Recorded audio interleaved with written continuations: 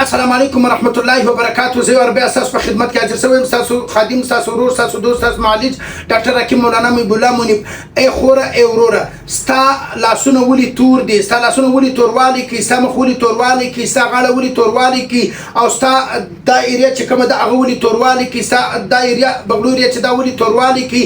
او ستا لاسونه توروالی کی؟ ستا ملا توروالی کی؟ ستا پښې چې دغه توروالی کی؟ نن یو داسې فارموله چې دغه د شامه بهترینه فارموله ده، خاص فارموله ده. د ځان سره نوٹ که بیا به دا نه وایي چې زه یو پروګرام لکلم، زه یو واده لکلم مګر زما لاسونه تور وو، زه یو پروګرام لکلم زما غاړه توره وه، د ګردو غاړې سپینې وې، زما غاړه توره وه، بده معلومېدله. نن یو داسې فارموله در ښیمه، د ځان سره یې نوټ که، یو داسې فیس چې دی هغه در ښیمه.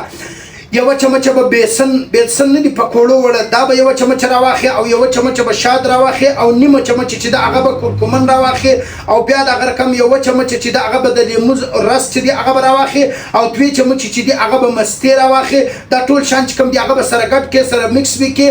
دا چې دي سره مکس کړل، او بیا دا به پر خپل مخ یا پر غاړه یا پر دا ځای یا پر لاسو یا چې کوم ځای توروالی لري پر هغه ځای بیا ولګئ. دا به داسې پر مخ یې ولګو، په دا سترګو باندې نه، پر مخ په دا ځای باندې به ولګو. که د سترګو دا ځای نه توروالی لري پر دا ځای ولګو.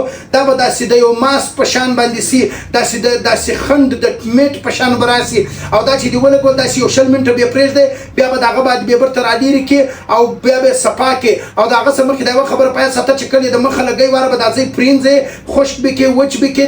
دا فارموله به استعمال کړئ. او دا د هغه رقم بارمو پاکستاني جامع اینډ هربل سنټر کې ستاسو لپاره تیاره فارموله موجوده ده، تاسو یې ترلاسه کولی شئ، تاسو استعمالولی شئ. او د هغه رقم پالمو پاکستاني جامع اینډ هربل سنټر کې مین مرکزي برانچ تاسو ترلاسه کولی شئ، د ټولو برانچو سیم ترلاسه کولی شئ. او دا فارموله تاسو خپله کورنۍ هم استعمالولی شئ. که تاسو استعمال کړه ستاسو لپاره به فایده هم ډېرې، او ستاسو لپاره به سپینوالی هم ښایست به وي. او بیا که ته یو پروګرام، یو واده، یو محفل، یو مجلس ته ور داخلېږې، نو بیا به ستا مخ چې دی هغه به سپینوالی لري، ستا غاړه چې د هغه به سپینوالی لري، نو ته به پریشاني سره مخامخ نه، د سرګردانۍ سره به مخامخ نه.